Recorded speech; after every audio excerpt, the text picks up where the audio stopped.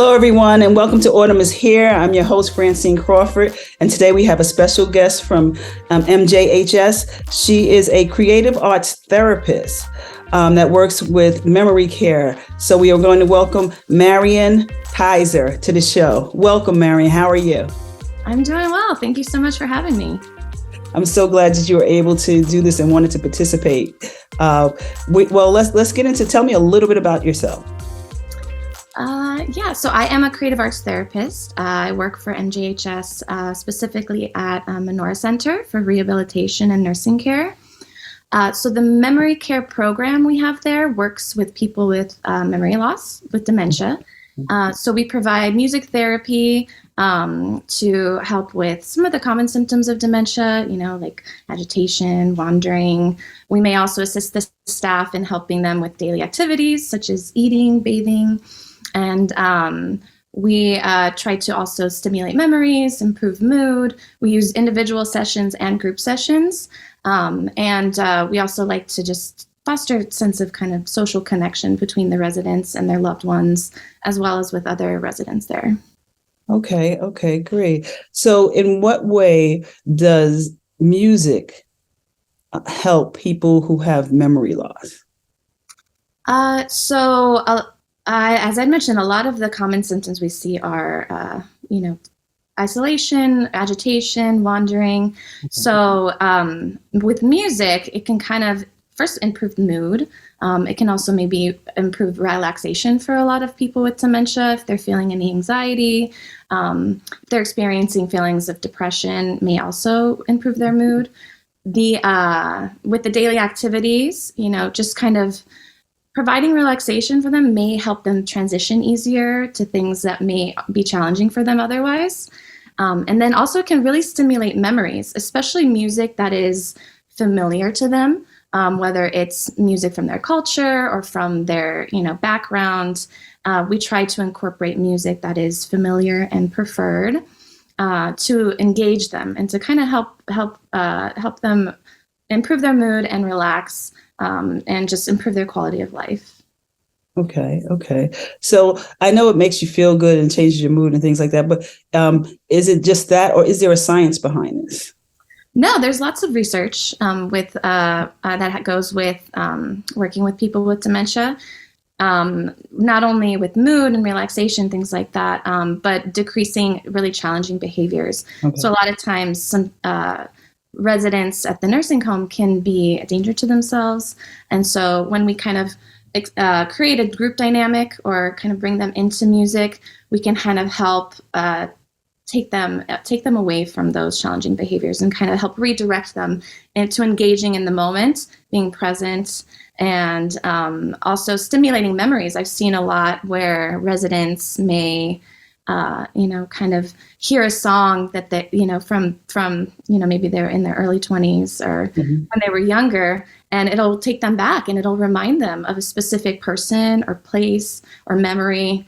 And we try to kind of, encourage that and prompt that. And so not only is the relaxation aspect important, but also just the kind of engaging them in the present moment.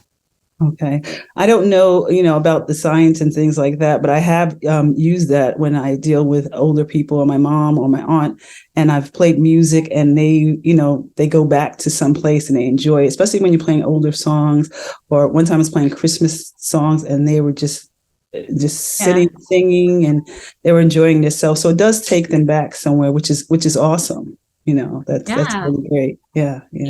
It's also great because it can activate the language centers. So some people with dementia have lost, speech, or it kind of do what's called echolalic behavior. They might just repeat back to you what you say. Okay. But music, because music is tied to language, right, it can activate the language centers in their brain, and they'll sing, even though they may not be able to really have a conversation with you, they'll be able to sing with you.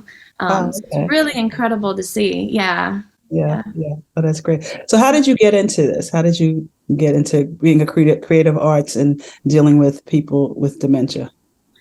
Well, I actually started out studying music education. My undergraduate is in music education. I studied in Las Vegas. And I was going through my student teaching, and it didn't quite feel right, didn't feel like the right fit for me. And around that time, I had discovered music therapy. There were no programs at the university I was attending. However, I looked more into it, I did some research, and I could really relate to it because when I was younger, music was my therapy in a way. I started taking piano lessons as kind of an anxious child, and it was just a wonderful outlet for me. And so when I found music therapy, I was kind of drawn to it because of that. And so I looked up programs. I ended up applying to Malloy College, which is a college in Long Island, and I got in. So I moved to New York. Okay. Good. Do you see that they're receptive to it immediately when you do it, like, say, like in groups? Are they receptive to it immediately? Does it really trigger something? Do you see that? It really varies. I'd say some people yes, and some people no. Some people right away will just start singing with you, and it's wonderful. Other people, I've worked with them, and they just participate in a passive way. They may just listen, and then maybe 6 months later, they may sing a little bit, or they may dance. It may come just little by little, right? But we really focus on building a relationship with people and making them comfortable, because some people don't let their guard down as much. So it really varies person to person. Okay. So what would you do for like a caregiver? Can they take some of the things that you have and use it at home, when they're with the person by themselves, to calm them down, or to even just to get in touch with them, Absolutely. Yeah, I think we like to say music is the medicine, and we provide a prescription. So it's not just about like having music in the background, which is great, but we also try to use music in a very intentional way. So actually, Dr. Kendra Ray, she's the director of the memory care program at Menorah Center for Rehabilitation and Nursing Care. With the support of the Alzheimer's Association, she has been working on a study that is teaching caregivers who are caring for someone with memory loss how to use what we like to call music-assisted caregiving. So we are actually holding weekly trainings on just giving information about music activities, whether it's to help with, daily activities like waking up in the morning, transitioning to bed, or anything. It's a very individualized program that we're helping people with. And we do these weekly meetings, which are all free and virtual, so anybody can join anywhere. And we have discussions about progress, if, they've seen any changes, and caregivers can kind of exchange ideas with each other too, which is great. And we've actually received some preliminary results from the study, which have shown some improvement in the quality of life of the person with dementia, but also importantly, some ease of the caregiver burden, which is what we were hoping to see, because caregiving can be, a very stressful thing when caring for someone with dementia. And so it's a wonderful study. We're actually still recruiting. If anyone is interested, you can check out mjhs.org/study. Okay, so if someone is interested in, is it like being a part of a test clinical thing or something like that, or is it just information that you're going to give them to do? Is it? Yeah, so we start out with like a preliminary questionnaire to kind of gauge the symptoms that the person they're caring for has, and also their level of burden. We do that as a preliminary, and then we provide the trainings, and I make myself available, or Kendra makes herself available with any questions while we're going through the training. And we provide, listening devices, things to really help them get on their way with using music in the home. And then we do a follow-up. We do the same questionnaires afterwards to see if there were any changes that developed. Okay, so they can just go online and look it up? Okay. Yeah, if they wanted to apply, if they Yeah. are a caregiver, caring for someone at home with a person with memory loss, then yeah, they can check it out and learn more about it. Okay, great. Well, you said you do creative arts with them, so it's not only music. What other things do you use to stimulate them or to calm them down or to engage with them? Well, yeah, I specifically do music, but we have other therapists there. We do art is actually a really big one. Okay. Um, we have an art therapist there at the center, and it can be, we try to get uh, activities for any kind of level of participation. So sometimes it may just be coloring, others may be a little bit more advanced, like crafts. We've also done kind of cooking classes too, educational, movies, things like that. So it just depends. But Right. yeah, art I'd say is the other big one that we have. I know the recreation department also has dance therapy too, some Oh, movement, okay. which actually I also include that in my music therapy sessions, movement with music. Right. So yeah, it's a little bit of a variety. Right. And all these things connect to them. You have to keep trying stuff, but all these things connect to them and gives them something to do and gives them purpose.